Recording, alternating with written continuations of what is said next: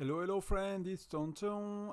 In today's video we'll talk about Gina, the hero, an event in the game for Gen 1 and some of Gen 2 maybe, that's called Gina's Revenge. And it's an important event at the beginner, I think, so I want to make a quick video on it and cover it. When you start the game, you unlock heroes differently, right? You have these four purple heroes, so you have Sergei, Bahiti, Jesse and Patrick that you unlock naturally and that you get quite a bit of shards. Then you get the blue one for gathering, then you get some orange one for free or using gem like Zinman for the wheel, Molly for free, and you get these other purple one that are boosting, we talked about it in yesterday's video.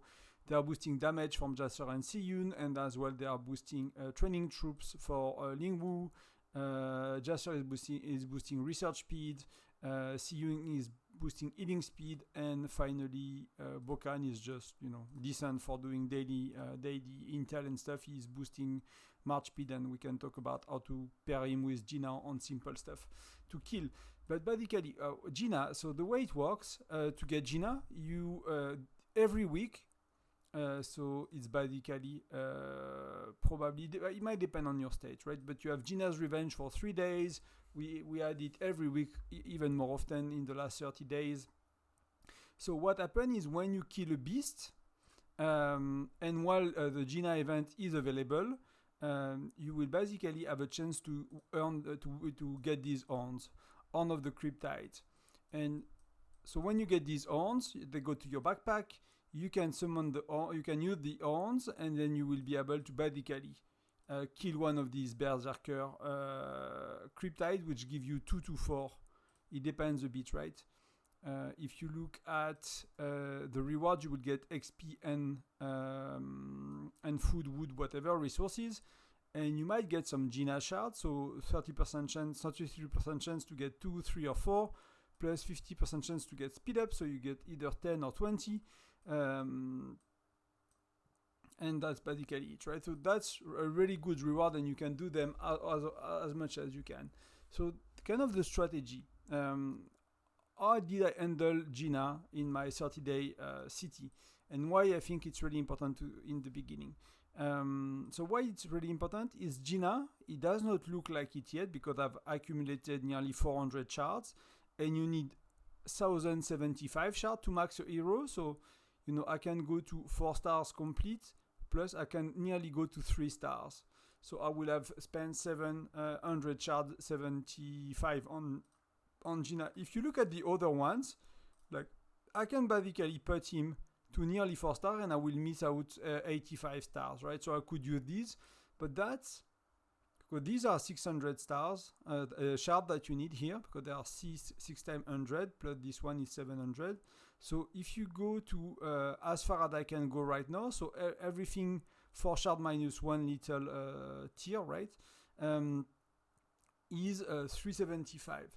So basically I have doubled the shards of Gina compared to the other heroes right now. So when these will be barely 4 stars, Gina will be maxed out. And Gina maxed out is a lot stronger than other 4-star heroes. So as a free-to-play, as a low spender, she's really good because you will be able to use her in exploration in arena. Because if you look at her skills in arena and at exploration, so you have a quick explanation if you forgot about the skills.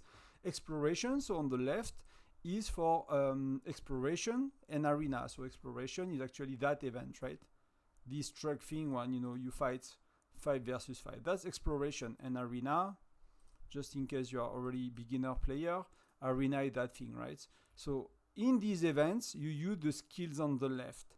And the skills on the left for Gina are actually decent. Gina is a decent hero for arena and exploration, and especially because you will progress her. If you follow my advice, you will progress her so much faster than she will actually be really strong. Because she does more damage with the crit rate, she attacks faster, and she gets one of the area of effect damage. And for arena of exploration, usually hero with 0 area of effect damage are bad, hero with 1 are good, and hero with 2 area of effect damage are very, very good. So Alonso Gen 2, things like that. So there are a few heroes that are excellent because they got very good skills. But usually when you have 1 area of effect damage up as a baseline, if you don't want to think too much, that's a decent hero for expedition and arena. Where Gina is amazing as well is for killing Polar Terror and Beast, because she's reducing the amount of stamina. So when you are when she's level 4-star, you can get her skill to level 5, which is 20%. When it means that the Polar Terror, instead of costing 25, will cost 20, and a Beast will cost 8 instead of 10. So you will want to use Gina on everything you do.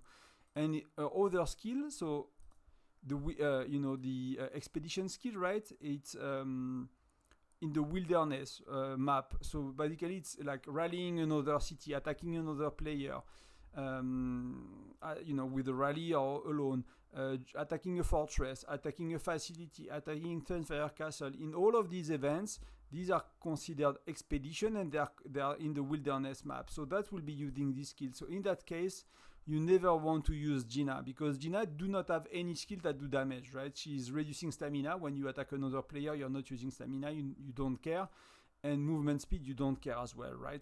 So basically, if you look at someone like Baiti, for example, that's a similar hero, he will reduce, when he is maxed, he will reduce damage taken by 20%, and he will increase damage done, by 50%, but he has the 50% chances, right, to do it. So it will be roughly 25% damage increase if you get it, as much as you should, basically. So versus a Baiti and a Gina in a solo march, when you attack a player, when you do bear trap, when you do Crazy Joe in your city, when you attack a facility, you have a difference of up to 20% damage reduction and 25% damage that Gina is not providing. So even if she has a bit of better stats, because she will be higher level than your Baiti, for example, your Baiti will be a lot stronger for everything that has to do with Foundry as well, that kind of event, right? Bear, anything like that. So Gina, amazing for Polar Terrors and Beast. In Expedition and Exploration, she will be amazing in Arena, and you will basically pair her with Baiti as a free-to-play. Spender, they might use Deanman, but that's really for spenders. For free-to-play, low spender, you will use Baiti and Gina. So you will want to rush your Baiti and rush your Gina. Very good. So how do you rush Gina? How do you manage your stamina to rush Gina? And to get twice more shards on Gina that you get on other heroes? It's quite simple. The strategy is basically when the Gina event is up, so that's up for 3 days out of 7 days, and you might have it a bit more, like I said, so maybe it's up, 3 days out of 5, and of 6 days at the beginning, then you will have it every week on the clock for a while, then it will be replaced with another event later, but that's a similar, you stop getting Gina's shard and you get other shards from other heroes, so you basically as well want to rush Gina to make sure she's maxed before the event, and there are way around it if you did not max your Gina, but if you did, it's better to max her very soon. She will be very good for free to play. So the way it works, like when the event is underway, what do? You do your intel missions. You even do, the expert bounty, because they are giving you as well good rewards, and on top of that, they have a chance to give you the horns. Then for the rest of the day, you do not do Polar Terror. You do actually Beast. And that's what I've done today with my stamina. I've done Intel Mission and Beast. The only thing you have to do to get a bit more shards, it's not, it's 10 shards, so it's actually little. You will get more shards if you ignore that. If you ignore the 10 free shard that you get here, and you just collect the Cryptide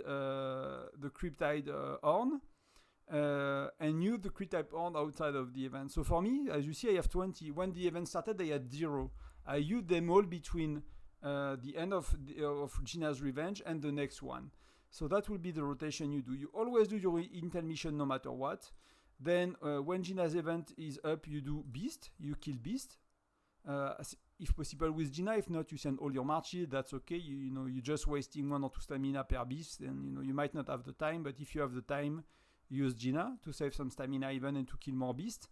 And then you can decide to do the 10 Gina if you want to. I do them, but it's actually not the best play. The best play is actually to ignore this shard, and you will get a lot more, because remember, in average you will get 3 shards, right? 3 shards per horn. So it's better to accumulate more horns and actually use them in between. So as soon as that event ends in 2 days and some hours, I'll start to use the horns. I'll do Intel Mission and the horns. So I'm not really doing Polar Terrors right now. Why I'm not doing Polar Terrors? You say, hey, Tonton, Polar Terror are giving you better reward and stuff. There are 7 levels of Polar Terror in the game, and you will have to unlock Gina eventually, right? And the higher the level of the Polar Terror, the better reward. So while you are low level, for me I cannot do 5, Polar Terror 5. They are far too strong for me, I get crushed. I can do Fire Polar 4, right? So, 4 out of 7, the rewards are not that good. So I could decide to slow down my progression with Gina and do some Polar Terrors to get a bit more reward right now. But when we will unlock Polar Terror 6 and 7, then I will still have to do Gina. And then I'll miss out more on better Polar Terror. So it's better to invest in Gina early, so you get her maxed as soon as possible, because then you are stronger in exploration, you get more loots, because that's giving you, steal per hour and more rewards. You get better ranking in arena, so you get more rewards. You save more stamina on events and stuff, because when you improve a hero, you get better skills, so you might get to level 5 sooner. Then she has better stats a bit, so you will get a bit more percentage for when you use her for beast and stuff. She will be better as well for exploration. So overall you will benefit a lot from having, as a free-to-play, from having a purple hero maxed out very, very soon. Basically, I can max her out next week.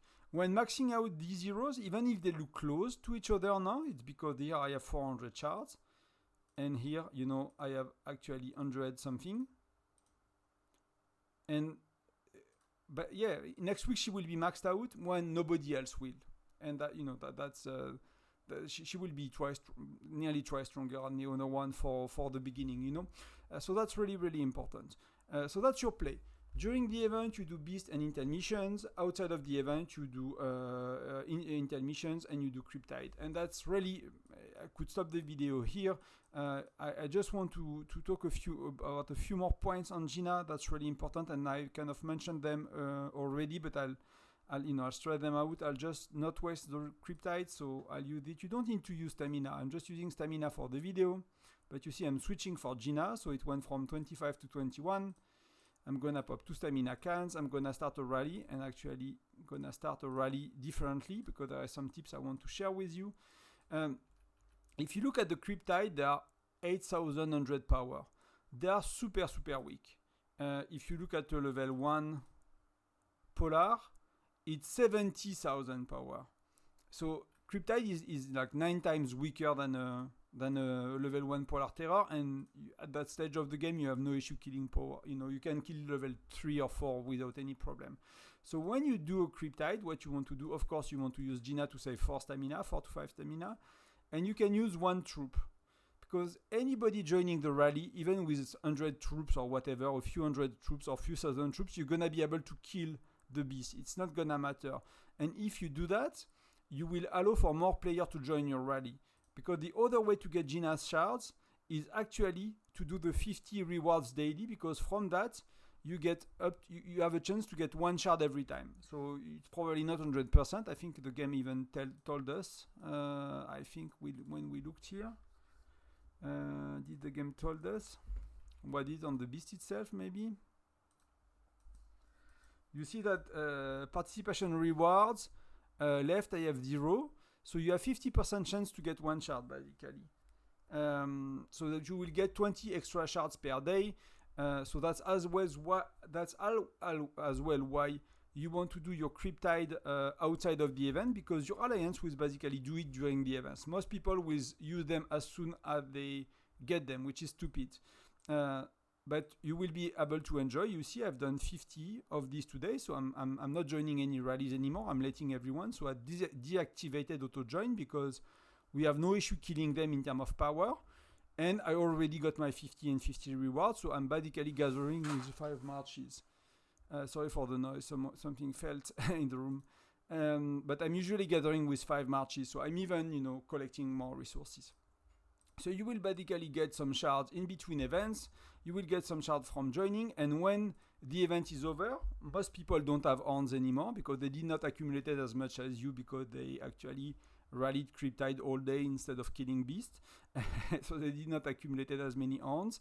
And you will basically allow other players to get 50 of these shards per day or a few more. So you will actually help your alliance by not doing Gina during the event. Maybe you do the 10 you need 2, and if everyone does that, that's far enough for everyone to get their 50 shards a day, and then you will allow other people to get more. So that's actually really, really important. If you have a farm, you could actually rally these from your farm. If you are in the same alliance, join with your farm outside of the event to get as much as you can. And if you join manually a Cryptide, same, do 1 troop. So basically there will be 1 or 2 more people that can join the rally. You see, like, we are 13 out of 13, and here there are 8 out of 13. So because I send 1 troop, maybe I allow 2 more people to join, which is 1 more shard for the alliance. If you do that on many, many rallies, overall you are growing faster. And that's really important. And I really want to stress out about Gina. So that's how to get more shards and how to get shards as soon as possible. Gina is not a fighting hero on as soon as you are not in arena. Oh, sorry, I lowered the frame. And as soon as you are not in exploration. When you are on the map, whatever you do, you attack a beast, you attack someone in a mine, you attack a city. When Sunfire Castle open, you know that's gonna take a while, but you know 21 days. When that opens, either you attack a turret or you attack the middle. Whether you attack a stronghold or a facility, whether or fortress, whatever you do on the map. Again, and I'll stress it out one last time because people cannot get it. It really takes a while for people to get it. It will use the expedition skill of your heroes. And Gina is reducing stamina again, and she's increasing movement speed. You don't care about movement speed. It's just the way the speed of the walking towards something on the map. You don't care about it when you're fighting. When you're fighting, you care about damage, right? If you compare to Molly. Molly is increasing stun chance, so it's not amazing, but it's good. It's gonna prevent the opponent to attack. She will increase damage up as well, similar to Baiti. So if you have Baiti and Molly, you have 2 heroes that do 50% chance to increase 50% damage. So if they are activated at once, it's 100% damage potentially that you're doing, which is double, right? And then she is increasing damage up as well of all troops permanently. So she is allowing for more damage randomly, like 50% of the time, plus she is increased 25. So if that's, you get always 25, plus if that's active you get 75 in total. So that's crazy. So you really want to have like hero that give you good stats. And the 2 heroes to avoid is Gina, of course, because she does movement speed and stamina, and is then the other ones here, the one at the bottom, right? Jesse, Patrick, Sergey, Baiti are all okay. These ones,